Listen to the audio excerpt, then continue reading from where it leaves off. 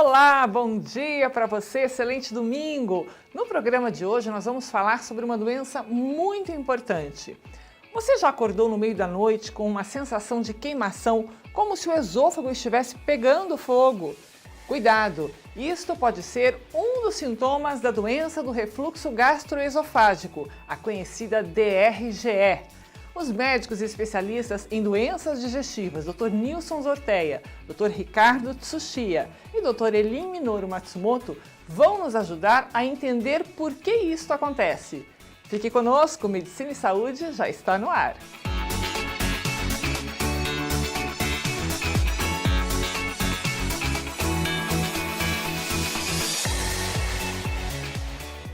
Eu recebo neste primeiro bloco o médico gastroenterologista e cirurgião do aparelho digestivo da Gastroclínica Cascavel, Dr. Ricardo Tsuchiya. Bom dia, seja bem-vindo, doutor. Bom dia, eu que agradeço mais uma vez. Que bom, doutor Ricardo. Nosso assunto hoje é um assunto de senso comum.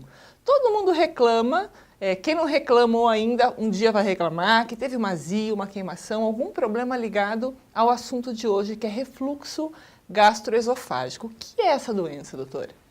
Nada mais porque é do suco gástrico voltar para o esôfago. Isso a gente chama de refluxo gastroesofágico. Olha aí, gente. Então, parece que é um problemão. O doutor Ricardo, em poucas palavras, já sintetizou o que é a doença, né? Mas qual que é a relação entre o refluxo e a azia, que a gente conhece tão bem? A azia é uma manifestação clínica, né? Normalmente, as pessoas se queixam desse sintoma de azia, de queimação. Por quê? Porque o suco gástrico, ele volta para o esôfago e o esôfago não tem uma superfície que suporte essa acidez do suco gástrico e isso acaba irritando a mucosa do esôfago. E aí se manifesta dessa maneira, com azia, queimação e é uma pirose. Sensação horrível, né? É uma agressão de um ácido na mucosa do esôfago. Ô, doutor Ricardo, e como que o suco gástrico consegue manter-se restrito ao estômago? Existem vários mecanismos, né, que acaba esse suco gástrico se contém dentro da parte abdominal, que é dentro do estômago, né? Então existem parâmetros ali anatômicos que a gente chama na transição entre a parte onde divide o tórax e a parte do abdômen, onde está o esôfago que está no tórax e o estômago que está na cavidade abdominal. Essas diferenças de pressões trabalham fazendo que o suco gástrico se mantenha mais na parte abdominal, que é no estômago. Mas em algumas situações, esses mecanismos perdem o controle. E aí o líquido do estômago acaba refluindo, seja porque tem uma abertura maior nessa musculatura que separa o tórax do abdômen, da barriga, né, no caso, ou o próprio funcionamento da musculatura do esôfago na transição entre o esôfago e o estômago.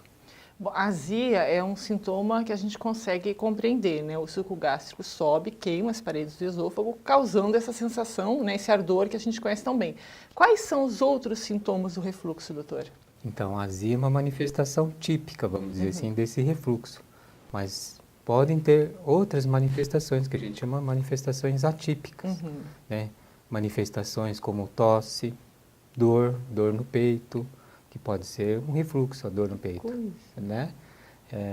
Problemas odontológicos que também podem ocorrer, acarretar através do refluxo. Até isso? Até isso. Então, às vezes, o colega odontólogo nos encaminha dizendo, olha, precisa investigar o paciente porque existe um desgaste do esmalte dentário, por exemplo, e pode ser, de repente, estar ocorrendo esse refluxo. Então, essas manifestações extradigestivos, vamos dizer assim, né, que se envolve cavidade bucal, a parte respiratória, são essas manifestações atípicas. Então quer dizer que até um pneumologista, um cardiologista, um dentista pode fazer a indicação aí para um especialista da área do sistema digestório, né? Deixa eu aproveitar que o senhor está aqui, o senhor é da área, eu quero tirar uma dúvida.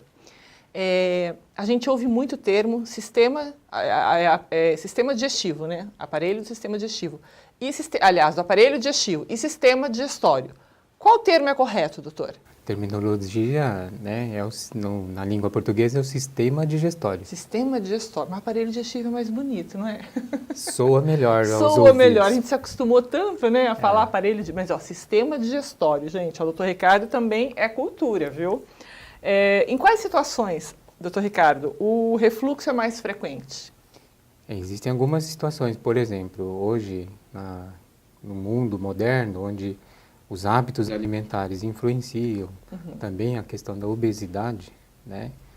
É um fator que faz o aumento da pressão na parte abdominal e isso faz com que facilite a ter essa condição do refluxo. E é por isso que muitas gestantes, né, no decorrer da sua gestação, chegando no último trimestre, reclamam muito da sintoma lá, que é a azia, queimação. São gestantes que dormem sentadas, já se queixando do refluxo. Então, esse aumento da pressão do abdômen é um fator que faz com que tenha mais refluxo. É uma situação bem pontual, então. Né? Obesidade, doutor Ricardo, também, né? Puxa vida. A gente sabe que o refluxo se manifesta em diversas faixas etárias, mas em criança também é bem recorrente, né? Muito comum, né? Nas crianças, até pela própria imaturidade dessa proteção desses sistemas, né? Então, nas crianças também ocorre o refluxo. E aí, o pediatra, o gastropediatra, está para orientar as mães aí em relação a essa situação do refluxo gastroesofágico em crianças. Certo. Doutor Ricardo, muita gente fala, eu tenho que parar de tomar leite, porque eu tomo leite, aumenta a azia, né? O refluxo aumenta, isso é mito, até onde é verdade? Tem um pouquinho de mito, mas um pouquinho da verdade, né? Dos antigos, eu tenho uma pirose, uma queimação, toma-se um leite gelado, né? O fato de estar ingerindo alguma coisa já acaba meio assim neutralizando esse suco, né? Então, de imediato, pode ter aquele alívio imediato. Mas não vai resolver o problema do refluxo. É um paliativo só. Tem que ir ao médico, fazer uma consulta, pesquisar, né? Saber direitinho o que é. Isso mesmo, ser bem orientado para não ter situações lá no futuro que comprometa, né? Porque é terrível, né? Você não poder comer, come qualquer coisinha já passa mal, dependendo do que ingere. Então, quer dizer, é um limite muito ruim. Doutor Ricardo, a gente vai falar no próximo bloco sobre o diagnóstico, mas feito o diagnóstico, qual é o tratamento que o paciente deve seguir? Quais são as linhas de tratamento que existem? Olha, em princípio, de início, sempre o tratamento é clínico. São as orientações, né? São as orientações de hábitos alimentares, os hábitos de vida, a condição de perder o peso, quem tem o peso acima da sua média. Então, os pacientes obesos começa já com essa orientação. Primeiro, perder peso, né? E tratamento com medicamentos. Hoje existem uma gama, uma lista enorme de medicamentos bons, né? Que conseguem controlar esses sintomas clínicos.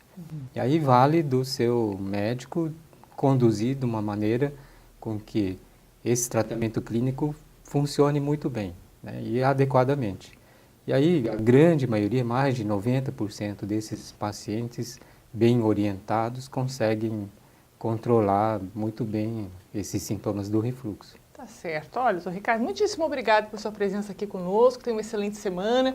Domingo é bom acordar cedo, né? O senhor costuma aproveitar bem a manhã de domingo? De costume, a gente acorda bastante cedo. Tem que madrugar para passar visita. Vocês trabalham no domingo de manhã, né? A gente acorda bem cedo, aproveita o domingo para caminhar um pouco, fazer um pouquinho de exercício. Você joga futebol ainda, doutor Ricardo? Um pouquinho ainda. Doutor Ricardo foi jogador profissional, a medicina quase perde um grande especialista, né, para o futebol, não é verdade? Não é tão verdade. É modesto, mas eu sei de algumas histórias. Doutor Ricardo, mais uma vez, obrigada e tenha uma excelente semana. Eu que agradeço. Uma boa semana a todos. Valeu. Olha só, no próximo bloco a gente vai saber quais são os exames que existem para o diagnóstico da doença do refluxo gastroesofágico. É rapidinho, a gente volta em instantes.